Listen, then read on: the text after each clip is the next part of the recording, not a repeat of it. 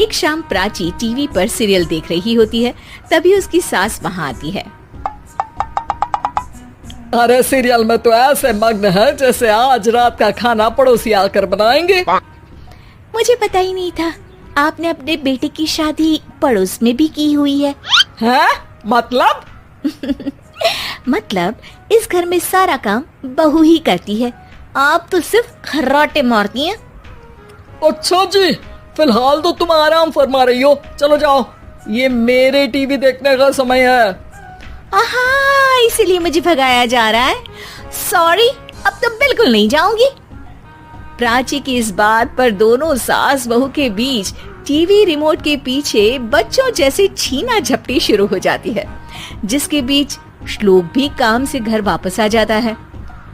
हाँ, आज मेरी चूहे बिल्ली की जोड़ी किस बात पर झगड़ रही है?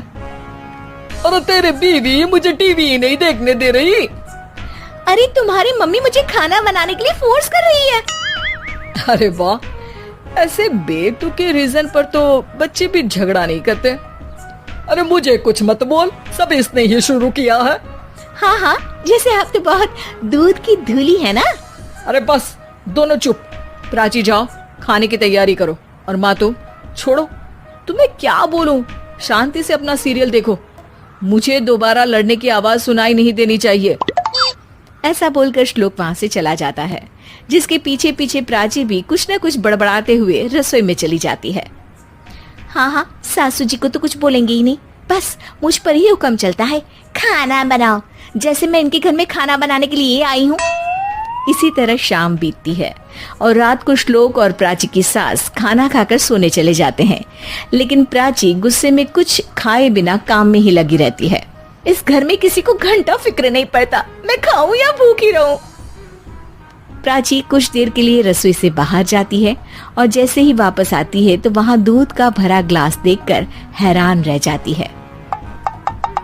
फिक्र पूरी है, बस दिखाना नहीं है। प्राची दूध पीकर सोने चली जाती है और अगली सुबह एक बार फिर सास बहू का कार्टून नेटवर्क स्टार्ट हो जाता है। ये तुमने ही किया है। अरे अजीब जबरदस्ती है, मैं बोल रही हूँ मैंने कुछ नहीं किया। दोनों ने मिलकर पूरे घर को पागल खाना बनाया हुआ है। यहाँ कोई नॉर्मल इंसान तो रह ही नहीं सकता, इसीलिए अब पड़ोसी क्या रिश्तेदार भी घर आने से कतराते हैं।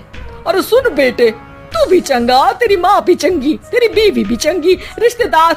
हाँ जी, आपको नहीं पता क्या, गंगाधर ही शक्तिमान है, रिश्तेदार ही। हाँ हाँ, बस समझ गया। कभी जानवरों जैसे लड़ेंगी तो कभी जुगलबंदी करेंगी। भाई मैं आप दोनों के बीच में नहीं फंसना चाहता। सास बहू की इस मनमौजी जोड़ी से परेशान होकर श्लोक अपना सिर खुजलाता वहां से चला जाता है। चलो अब मैं भी कीर्तन में जा रही हूँ। इस पर जैसे ही सास कमरे में अपना पर्स लेने जाती है तो वहां नाश्ते की प्लेट रखी देख मुस्कुराने लगती है और नाश्ता करके घर से बाहर निकलते हुए कुछ पैसे टेबल पर रख जाती है, जिसके कुछ देर बाद सिलेंडर वाला घर आता है। ओ मोरी मैया, मैं सिलेंडर के बारे में तो बिल्कुल भूल ही गई थी। घर खर्च के सारे पैसे भी मम्मी के पास है और श्लोक से बोला तो उल्टा 4 बात सुनाएंगे। प्राची ये सोच ही रही होती है कि अचानक उसका चेहरा चमक उठता है और वो घर में आकर इधर उधर देखने लगती है। तभी उसकी नजर टेबल पर रखे पैसों पर पड़ती है, जिन्हें वो सिलेंडर वाले को दे देती है। ये सब श्लोक देख लेता है। अच्छा बेटे, इतना बड़ा घोटाला, सबके सामने मैं तेरी दुश्मन और पीठ पीछे तेरी मेरी यारी। इस पर श्लोक एक प्लान बनाता है और शाम को सब एक साथ बैठे होने पर बोलने लगता है। माँ, तुम दोनों की बहुत लड़ाई होती है, इसलिए मैं सोच रहा हूँ कि प्राची को उसके घर छोड़ाऊं, इससे वो भी खुश रहेगी और तुम भी। अचानक श्लोक की ये बात सुनकर सास बहू शौक से उसकी तरफ देखती है। अरे ऐसे कैसे घर छोड़ाओगे, मुझे कहीं नहीं जाना। अरे तुमने बोला नहीं पर मैंने सुन लिया, तुम्हें मम्मी के साथ रहना अच्छा नहीं लगता, मुझे पता है। अरे वाह, अरे जब बहू खुद कुछ काम बोले तो वो तुझे सुनता नहीं, और अब जो इसने बोला ही नहीं वो तू समझ गया। जब उसे नहीं जाना तो फिर जबरदस्ती क्यों कर रहा है?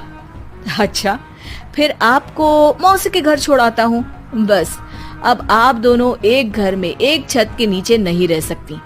मैं इस टॉम एंड जेरी की जोड़ी को और नहीं झेल सकता। है? ऐसे कैसे नहीं रह सकते? तुम्हें इतनी दिक्कत है तो तुम्हारा बोरिया बिस्तर पैक कर देती हूँ, लेकिन मम्मी जी कहीं नहीं जाएंगी। बिल्कुल यही सुनना था मुझे। अगर दोनों में इतना ही प्यार है फिर हर वक्त ये लड़ाई का नाटक क्यों करती हो? देखा मैंने कैसे माँ किचन में दूध रखती है और तुम उनके लिए कमरे में नाश्ता रखती हो, और कैसे वो पहले ही तुम्हारी दिक्कत समझकर घर में पैसे रखकर बाहर जाती है। अरे भाई, इतना ड्रामा तो डेली सोप में भी नहीं होता जितना तुम दोनों ने इस घर में फैलाया हुआ है।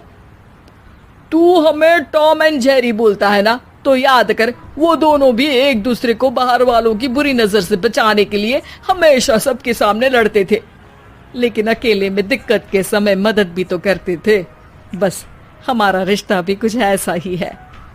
और वैसे भी अगर सास बहू में तू मैं नहीं होती तो दुनिया वालों को कहानियां कैसे मिलेंगी?